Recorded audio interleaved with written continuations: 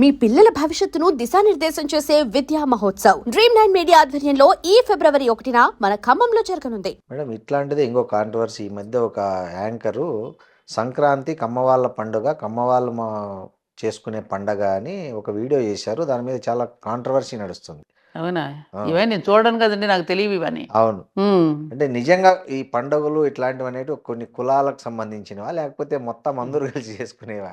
ఆ యాంకర్ ఎవరో నా దగ్గరికి పంపిస్తే ఆ. కూర్చోబెట్టి చెప్తా దానికి. ఉమ్, గ్రామం వైపుకి ఇప్పుడు అసలు చూసిందా? ఉమ్, సంక్రాంతి పండుగ వస్తే అన్ని కులాల వాళ్ళు కలిసి చేసుకునే పండుగ. అవును. ఆ అమ్మాయి ఎప్పుడైనా గ్రామాల వైపుకి వెళ్ళి చూసి ఉండదు, ఉమ్, గ్రామీణ వాతావరణం తెలిసి ఉండదు. ఉమ్, ఏమండి? అవును. తెలిసి ఉంటే ఇలా మాట్లాడదు. ఉమ్, అన్ని కులాల వాళ్ళు కలిసి చేసుకునే పండుగే సంక్రాంతి పండుగ. ఉమ్, మన ఇంటికి ధాన్యం వస్తోంది అంటే ఆ ధాన్యం రావటానికి అందరి కృషి ఉంటుంది దానిలో. ఖచ్చితంగా. నాట్లు వేసేవాడి దగ్గర నుంచి ఉమ్, దున్నేవాడి దగ్గర నుంచి నాట్లు వేసేవాడు, కోసేవాడు, తూర్పారు పట్టేవాడు, పంట తెచ్చేవాడు, మళ్ళీ బియ్యాన్ని మిల్లులు ఆడించేవాడు, దంచేవాడు, yes, వండేవాడు, అవును. పంచేవాడు, ఇంతమంది కృషి చేస్తే ఉంటుందని అవును. ఆ కృతజ్ఞతతోని గ్రామం అంతా కలిసి భోజనం చేసేటటువంటి పండుగ సంక్రాంతి పండుగ. ఉమ్, దాన్ని ఆ విధంగా మాట్లాడిందంటే చెప్తున్నా కదండి, ఈ మధ్యన ఉమ్, మీడియా మా ఎవరు గురువుగారు చెప్పిన బొడ్డు ఓడని వాడు కూడా మాట్లాడుతున్నాడు. అవును. మిడిమిడి జ్ఞానంతో మాట్లాడుతున్నారు. ఇలా మాట్లాడటం వల్ల ఏమవుతుందండి, ఇప్పటికే ఒక కులం మీద కావలసినంత ద్వేషాన్ని పెంచేశారు. అవును. బాగా అవును. బాగా పెంచేశారు. ఉమ్, ఇప్పుడు చాలామంది వాళ్ళ వాళ్ళ పరిషత్తుల్లో వాళ్ళు మాట్లాడుకుంటుంటే వాళ్ళని ఏమనడలా, అవును. వీళ్ళు మాట్లాడుకుంటే మాత్రం కామెంట్ పెడుతున్నారు. కారణం ఏమిటి? దేశం ఎందుకు ఆ ద్వేషం? ఇట్లాంటి వ్యాఖ్యల వల్లనే. ఏమండి, ఎందుకు ఇట్లాంటి వ్యాఖ్యలు చేస్తే ద్వేషం పెరగదు మరి? అంతే కదా. ఎందుకని? వాళ్ళు ఏం చేశారని? ఉమ్, సంపద పెంచడం తప్ప, ఉద్యోగాలు కల్పించడం తప్ప, ఏమండి, ఉమ్, పాడి పంటలు అభివృద్ధి చేయడం తప్ప, ఇండివిజువల్గా ఎవరికి వాడు స్వాభిమానంతో బ్రతకడం తప్ప, చెప్పండి. ఉమ్, అందుకని ఈ ద్వేషం, ఈ అసూయ, ఈ చుప్పనాత్తనాలు మానుకుంటే అందరూ విశాలంగా ఆలోచించగలిగే శక్తి కనుక వాళ్ళలో ఉంటే ఇట్లాంటి వ్యాఖ్యలు రావు. కాబట్టి ఇలాంటి మాట్లాడే వాళ్ళందరికీ ప్రజలందరూ కలిసి నోరు మూయించాలి. సో ఇందాక ఒక మాట అన్నారు, ఆ యాంకర్ నా దగ్గరికి వస్తే ఏం చేస్తారు అంటున్నారు. నేనా? ఆ, నోరు మూయిస్తానండి. ఓకే. నోరు మూయిస్తాను. సమాధానం చెప్పి నోరు మూయిస్తాను. ఓకే మేడం, ఇంకోటి ఈ మధ్య సోషల్ మీడియా కూడా అన్నారు కదా, హ్మ్. అట్లనే మీడియా కూడా ఈ మధ్య వ్యక్తిగతమైన విషయాల పట్ల ఫోకస్ బాగా పెంచింది. ఐ మీన్ పెద్ద మీడియా నుంచి సోషల్ మీడియా వరకు ముఖ్యంగా లేడీస్ను టార్గెట్ చేస్తూ సోషల్ మీడియాలో క్యారెక్టర్ ఎందుకండి అసాసినేషన్. మర్చిపోయి మీరు అన్నారు కాబట్టి గుర్తొచ్చింది నాకు. ఒకసారి ఏదో కేజీఎఫ్ మీటింగ్ పెడితే అనుకోకుండా నేను అందులో మాట్లాడాను. నేను మాట్లాడిన దాంట్లో ఏమన్నా నేను, ఏది ఏమైనా ఇప్పుడు మా పెద్దవాళ్ళు కూడా చెప్తున్నారుగా, ఏదైనా కులం అనేది ఇంట్లోనే, బయటకు వెళితే మనం భారతీయులు. ఈ స్థాయి నుంచి తెలుగు వాళ్ళం అనే స్థాయి నుంచి భారతీయులుగా మనం ప్రమోట్ చెందాలి అని చెప్పిన పాయింట్ ఎవరికి గుర్తురాలా. నేను అక్కడ మాట్లాడేసరికి ఈ మధ్యకాలంలో నేను ఏదైనా మాట్లాడితే ఈ గాడిద కొడుకులు కొంతమంది ఉంటారుగా, ఈ పనికి మాలిన ఏ పని పాట లేకుండా జులాయి వెధవలో, వాళ్ళ కింద నేను ఏదైనా మాట్లాడుతుంటే కమ్మ కొలగజ్జి అని పెడుతున్నారు. మరి వాళ్ళు వేరే వాళ్ళు మాట్లాడుతున్న ఎందుకు పెట్టట్లా?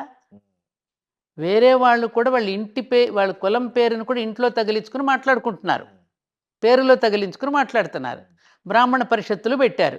అన్ని పరిషత్తులకి గవర్నమెంట్ కూడా వాళ్ళకు కూడా వాళ్ళంత డబ్బులు ఇచ్చి పరిషత్తులకు భూములు కూడా ఇస్తోంది. గవర్నమెంట్ కూడా ఫామ్ మీద ఫిలప్ చేసి ఇదే కులం అని రాయమంటోంది, కుల గణనలు చేస్తోంది. మరి దానిని ఎవరు వ్యతిరేకించి మాట్లాడకుండా మమ్మల్ని ఎందుకు టార్గెట్ చేసుకున్నారు? కారణం ఏంటి? మీరే చెప్పాలి. అదే చెప్తున్నా. కొంతమంది పెయిడ్ ఉంటారండి, వాళ్ళకి డబ్బులు ఇచ్చి మాట్లాడించే వాళ్ళు ఉంటారు కదా వాళ్ళకి. ఇప్పుడు మూర్ఖులకి పనే ఉంటుంది నాన్న, తినదరగదు. తిన్నదరగకుండా బయటకు కూర్చొని ఇట్లా లొల్లాయి పాటలు పాడుకుంటూ లొల్లాయి మాటలు మాట్లాడుకుంటూ. దానికే పెద్ద ప్రాధాన్యతనిస్తూ వాటిని ట్రోల్ చేసుకుంటూ, వాటిని పెద్ద వైరల్ చేసుకుంటూ, అదేదో పెద్ద గొప్ప విషయం అనుకున్నట్లుగా సోషల్ మీడియాలో అదేదో పెద్ద విజ్ఞానం అన్నట్టుగా పంపించేసుకుంటారు. ఏమండి, అసలు జర్నలిజం అంటే ఏంటి? నేను ఎప్పుడే ఒక మాట చెప్తా. నారద మహర్షి ఎవరు? ఫస్ట్ జర్నలిస్ట్ ఎవరు? జర్నలిస్ట్ నారదుడు. ఆయన ఏం చేశాడు?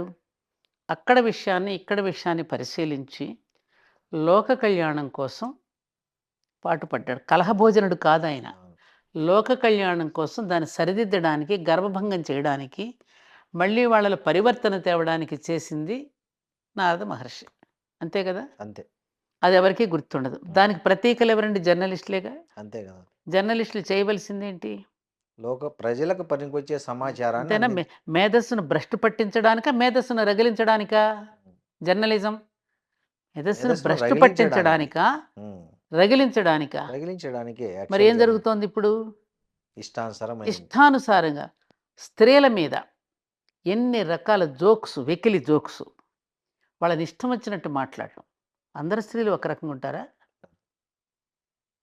స్త్రీలలో కూడా ఎన్ని రకాల జాతులు ఉన్నాయి? ఉన్నాయి కదండి. ఉన్నాయి. శూర్పణఖ జాతి శాకిని, ఉంటుంది, డాకిని, సీతమ్మ జాతి మోహిని. ఉంటుంది, అవును. అందరూ ఉంటారు, అన్ని రకాల వాళ్ళు ఉంటారు. స్త్రీ అనగానే ఒక చీరా జాకెట్టు కట్టుకున్న స్త్రీలు ఎవరు? అవును. ఆమెలో స్త్రీత్వం ఉంటేనే స్త్రీ. అవును. సత్వగుణ, రజోగుణ, తమో గుణాలు చక్కగా సరైన రేషియోలో ఉంచుకునేదే స్త్రీ.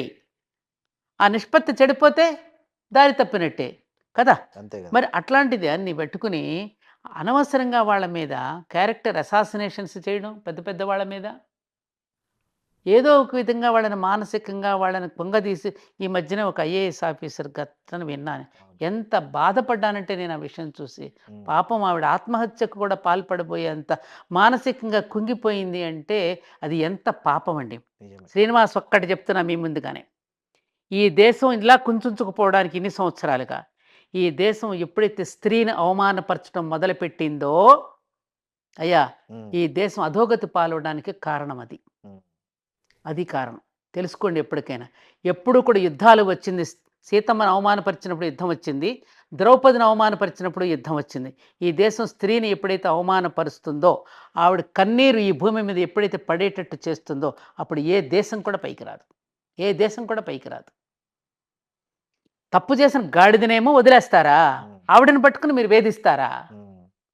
ఇది ఎంతవరకు కరెక్ట్ అండి? ఎన్ని అవమానాలు భరిస్తూ వస్తుందండి అనాది నుంచి స్త్రీ. అంత పురుషాహంకారమా? పురుషులు తప్పులు చేయడంలా బోలెడు.